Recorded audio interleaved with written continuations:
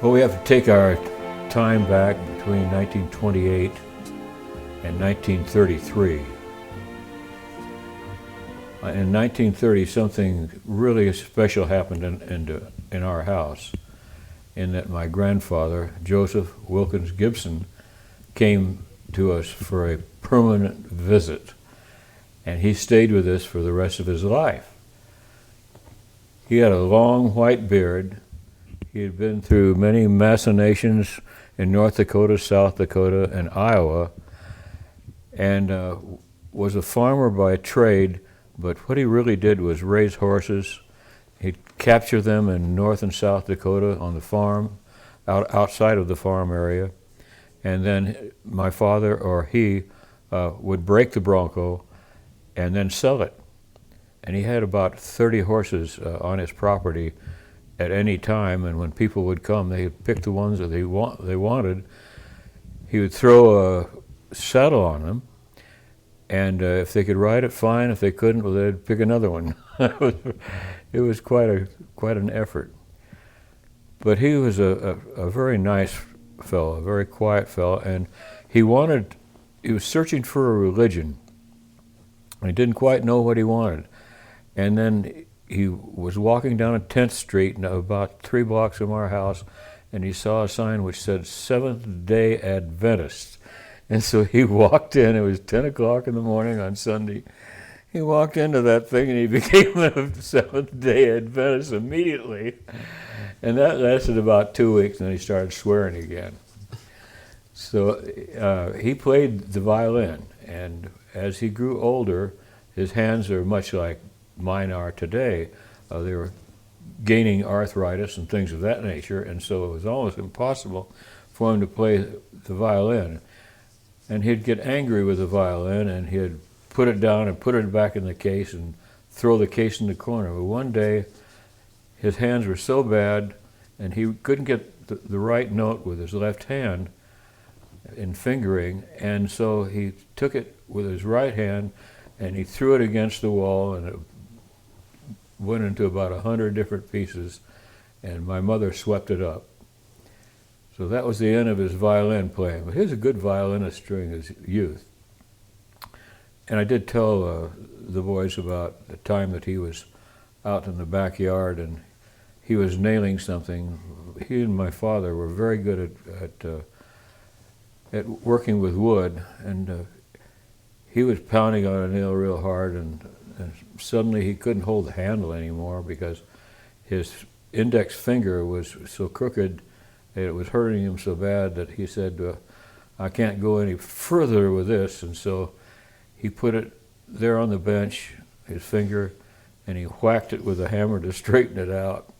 He yelled 3 or 4 times, and I never saw him be a carpenter after that anymore. He was always afraid of earthquakes in California because we're good on earthquakes in California. And so what had occurred when he came in from Faith, South Dakota, Dad put him in the Villa Riviera. He and Father were in there. Is that the big high-rise? Yeah, and he walked in the front door, and they said, "Oh, were you lucky?" He said, "We've got a suite for you on the 7th floor." And Grandpa said, "I ain't going to no 7th floor for earthquakes." He said, "I want the 1st floor." So they did. They went to the 1st floor, and they were very happy on the 1st floor for 3 or 4 days. Well, he was always really fearsome of earthquakes, and so what happened on March the 10th, 1933, is we were all sitting in the living room. It was 5:10 in the afternoon, and we went in for dinner, and we were going to have hamburgers, and Mother was in cooking them, and we all sat down at the table, and suddenly the trembler started, and things were going up and down, and glasses were falling from the shelves onto the floor, and my mother was running around holding her skirts high and wondering if we were going to die. Dad was darting with his eyes to see where the best escape route was, and my brother John and I were just watching all of them. And Grandpa was laughing as hard as he could. He thought that's the funniest thing he'd ever seen. He said, "You look like mice running up the wall. Look at them go! Look at them go!" So he, even though he was so deathly afraid of earthquakes, he got through that one real easy, and there was no problem whatsoever. So that was my grandfather, and unfortunately, we were going to visit my grandmother in Riverside. We got on Dad's red car. He was a motorman on the Pacific Electric Railway. We got on and we were going to visit her, and at that time, Grandpa had a heart attack and lay down and died in our house. And it was about, I guess it was April or May of 1933. I was 5 years old at that time. Okay, now we'll talk about my father, Jack Gibson. Jack is a self-made man. He went as far as the 4th grade, and then he had to go back home and work for his father, who of course we've just talked about, Joseph Wilkins Gibson. And so Dad learned how to break horses and things of that nature to help with their little effort that they were doing to get money into the house. What kind of house did they live in out there in Faith? They lived in a mud hut. Explain, what's that? My grandfather and he mixed mud together, adobe, mixed mud together right beside the Moreau River, and they had hammocks to sleep in, no beds, and they had 2 chairs and 1 table, and it was a very small edifice completely. It lasted through 1930. It was built in 1922 and lasted until 1930 when Joseph's wife passed away. So that was... Which wife, number 1? Oh, no, that's my grandfather. Oh, yeah. Orilla Gibson. Orilla, right. We have pictures of that sod hut. Yes, we do. We certainly do. And Orilla and Joseph. Oh, that's right. I got it. And the dogs, right? Yes. All those little And the dogs, yes. Cool. So my father then went through a series of marriages, and it was very interesting. The first wife, they had a child, and she died at childbirth, and Bill lived, her son, and my father's son. And then he married her sister, Right. and she died at childbirth, and that was Harold being born. And then she married a person named Martha Logstrom.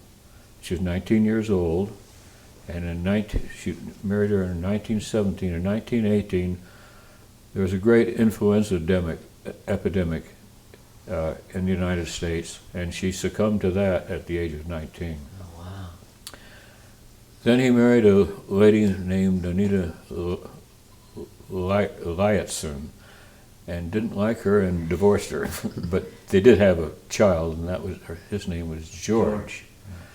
And then in 1926, he married my mother, Mary Elaine King, in Long Beach. And they were living on 7th Street in an apartment. Wait, stop that. She was 33 years old when he married her in 1926. And so they had 2 children. First was John, and the next was myself. So there were a total of 5 sons of my father and 2 sons of my mother. And the other 3, of course, were stepsons. We lived in a house which was a very small house. Dad got a piece of land at 813 Washington Place in Long Beach, and there was a little shack on it. He tore that down. He and Bill tore that down and sold the wood. And he bought a house which was up for sale and towed it in. I don't know how he did that, but he told me that's exactly what he did. We had no electricity for the first several months, and he was electrically wiring the system. And then we finally did have electricity. Before that, of course, it was candles. So it was a very tough living for quite some time there. We had no gas, and he finally got the gas in. And my remembrances of that time, of course, I was very young, but we were a very happy family, and we always had animals. We had dogs, and for the most part, cat or two once in a while, and parrots and things of that nature, rabbits and turkeys. Tell me the turkeys. I like that. You're how old? And he showed you about turkeys. Yeah, About live turkey. I was about 7 years. Well, every Thanksgiving, my father would bring in a turkey. So we went out to Riverside. There's a turkey ranch in Riverside, California. We went out there, and he selected the turkey that he wanted, put it in the back seat, and John and I were in the front seat with him in our 1930 Model A Ford. This is a live turkey. Yes. It was a live turkey, gobbling all the way home. And I said, Dad, what are you going to do with this turkey? I was 6 or 7 years old. And he said, well, I'll show you. And he opened up the garage, and he took the thing, and he twined it around its feet and hoisted it at the garage door on the inside so that his head was completely down. And I said, that's a funny place for the thing. Is it going to sleep there? And he said no, as he was sharpening his knife. He said, no, you got to learn, about things. There is life and death in this world, and you're going to see death this time. And I said, okay, Dad. And so he held it by its beak and slit it so that the head fell off in his hand, right? And of course he had a bucket below there to take care of everything else, and then he said, now you can really help. He said, we got to get the feathers out. And I said, wait a minute, Dad, get the feathers out? And he said, yeah, but first we have to go in and singe the feathers. So in we go, and Mom's waiting, and she had the fire on the stove, and we held that damn bird, and turned it and turned it and turned it, and got the feathers in the right way so they almost fell by themselves. And then we went outside and we finished the job. And Dad says, you want to carve the turkey? And I said, I don't really want to carve the turkey, Dad. You don't even want to eat it at this point. It's your friend, right, Dad? But we did have a wonderful turkey dinner, and it was very good, although I felt like I was eating someone that I knew. Now, John was older than you. What John he, was just a year old. What was he doing at the time? How come he didn't get involved? Did he see it the year before or something? He may have been out playing with somebody else. I really don't remember. But then you remember, tell us about your other pets. What happened to the rabbits, pet bunnies you got? Yes, of course. Well, we had all sorts of things, But we only had them for a very short period of time. Dad would bring home a chicken. And this is a funny one because Dad and Grandpa were in the backyard with the chicken. And I said, I know what you're going to do with that chicken. And he said, yes. He says, we're going to eat it, day after tomorrow, and I have to prepare it. And I said, okay. And Grandpa said, I'll kill the mother. And he said a couple other words, too. He was very good at swearing. That's how I learned how to swear. So he hit it once with a very small hatchet and knocked its head off. And he says, now watch this. And he put the chicken down. The chicken ran around for about 15 minutes with no head. And that's what chickens do. And so the singe process went through again. And we plucked that thing until it looked like a chicken ready to cook. So we took care of that. That was one of our good friends. And then after that, it was rabbit time. My mother liked rabbit. And Dad brought home a beautiful white rabbit. We had it in the front yard, and he put a screen around it so it wouldn't get away. And we played with it, I guess I was 4 or 5 at that time. We played with it, and then suddenly it was gone. And I said, Dad, where's the rabbit? And he said, you're going to see it tomorrow night. And we did. And the rabbit was very good, as a matter of fact. It was a good rabbit to eat. Did you have cats or anything? We didn't eat cats or something. No, we didn't eat any cats. No, Dad, you're eating everything else you bring home. The dogs are safe, right? The dogs are fine. So, that sort of takes care of my family in the early years. Tell me, though, the sleeping arrangement. Oh, that was very interesting. Well, and we have to start with with Grandpa Right. Joseph Wilkins Gibson again, because he was very involved, in having us have a good time. So he took John and I down to the Pike, and the Pike is an amusement zone in Long Beach. And we went down there, several times, and we always stopped for candy. Because there's a place where they even made candy. You can see them rolling the candy and so forth and so on. And it was very interesting to watch, and we'd watch it, and Grandpa would, sucker his lips and then buy something here, hither, thither, and yon. And one day he got his eye on strawberry roans, which were little round red pellets that he really enjoyed. He just thought they were wonderful, so he brought a bag home. Mom didn't know that, my mother didn't. She had the slightest idea what was going on. So he went to bed. He was in the back bedroom. John and I were in a double bed thing. In the same room. In the same room. And he had the king bed. It was probably a very small princess bed. It looked big to me, though. And so we all went to sleep. And in the morning, my mother came in, and she screamed, and I woke John and I up.